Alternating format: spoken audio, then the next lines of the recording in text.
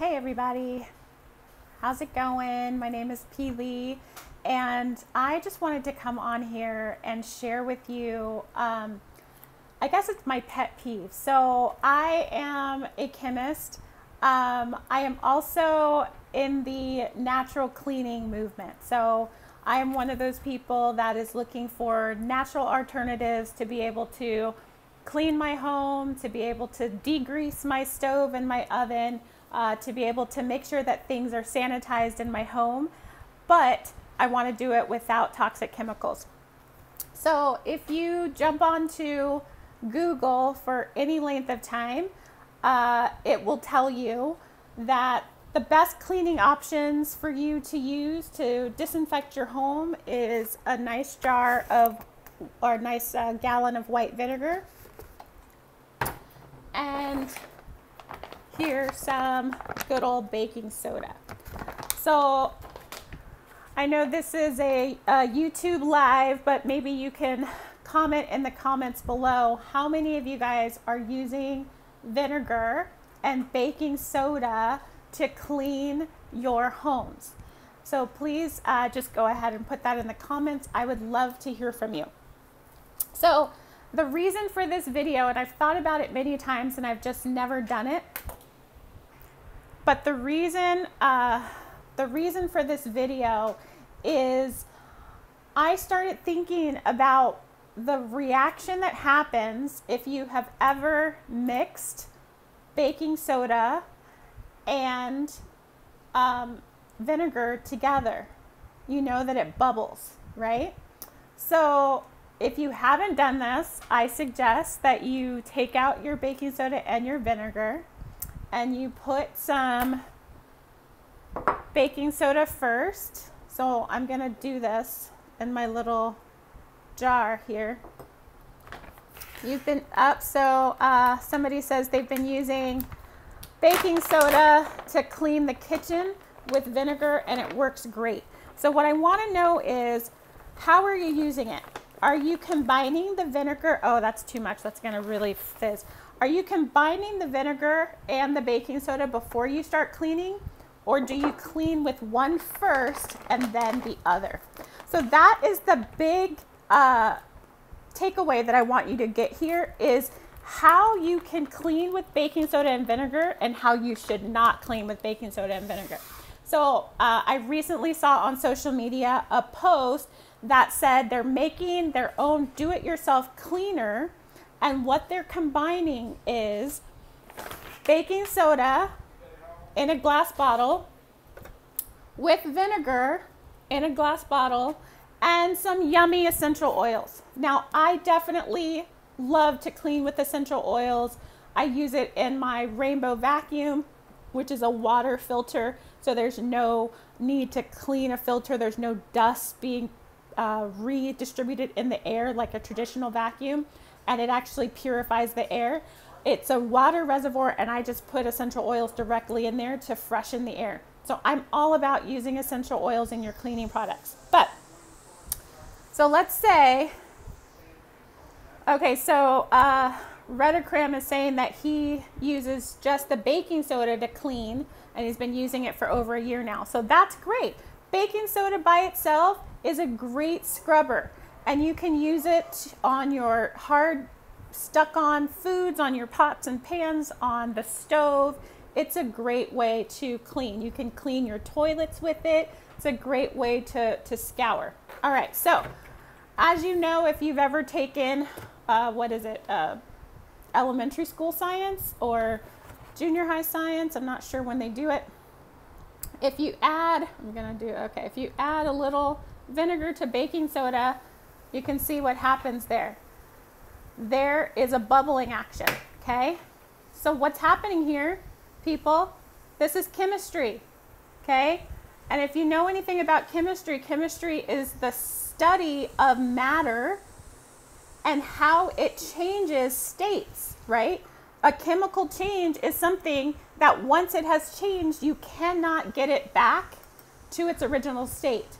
So at this point, I no longer have acetic acid and baking soda I no longer have, vinegar and baking soda. I now have a completely different substance, okay? So what I've been thinking about is, what is that substance? And when that substance is combined, does it actually clean anything? All right, so bear with me here. I'm going to start talking chemistry to you. Hopefully you don't snooze and fall asleep. All right, so the scientific or the chemical name for baking soda. Can anybody tell me what the chemical name for baking soda is? Go ahead and type that into the comments. Do, do, do, do, do, do, do. Just kidding.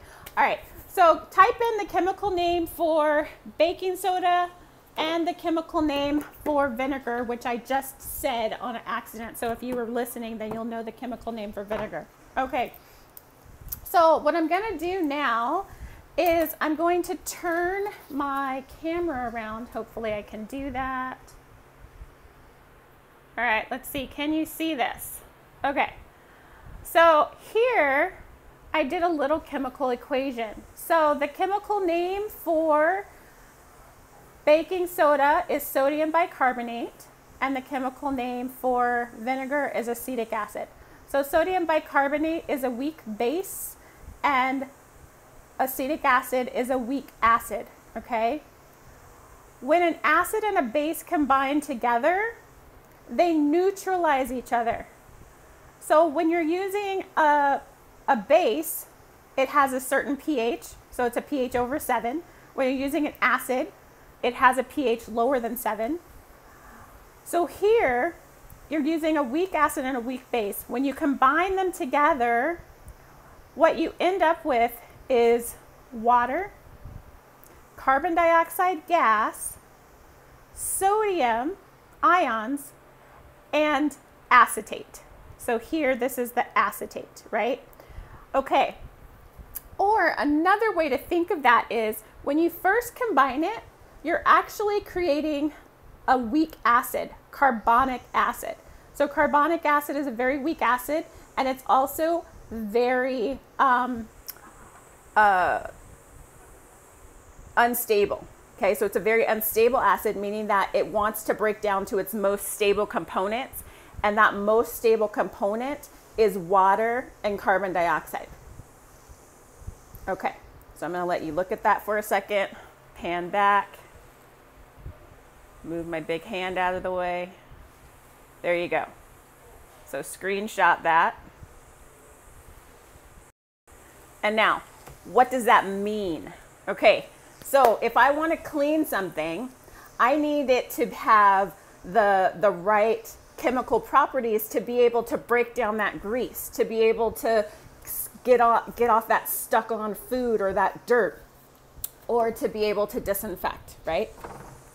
So if I combine acetic acid and sodium carbonate, or commonly known vinegar and baking soda, I am creating first carbonic acid, which will break down to carbon dioxide. And so you saw it break down to carbon dioxide because that's what the bubbling was.